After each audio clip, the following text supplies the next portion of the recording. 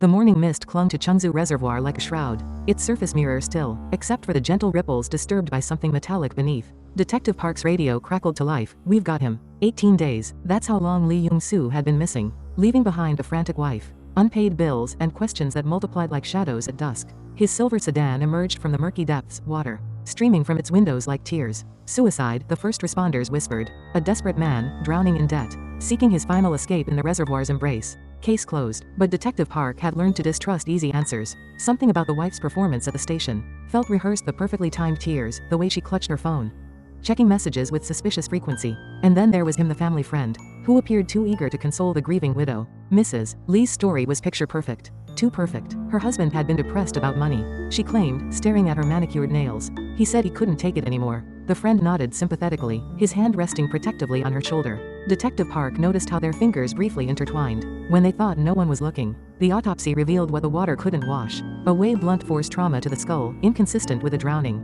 Someone had struck Lee Young-soo before his car kissed the reservoir's surface. The vehicle's trajectory, the position of the body, the suspicious timing of a massive life insurance policy purchased just months earlier, every detail screamed murder. Yet the case went cold. The widow remarried within a year, conveniently to the same family friend who had offered such comfort during her grief.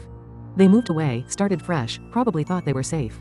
6 years crawled by before forensic technology caught up with their lies. New DNA evidence, enhanced surveillance, footage from a nearby convenience store, financial records that painted a damning picture of premeditation. The truth surfaced like a corpse breaking free from its watery grave.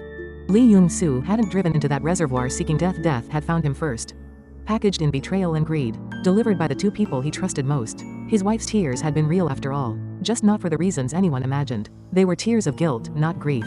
The midnight meeting had been planned for weeks. "Meet me at the old spot," she had texted him. "We need to talk about us, about the money problems." He came believing in reconciliation. Instead, he found a tire iron and a carefully orchestrated accident that would solve all their financial troubles.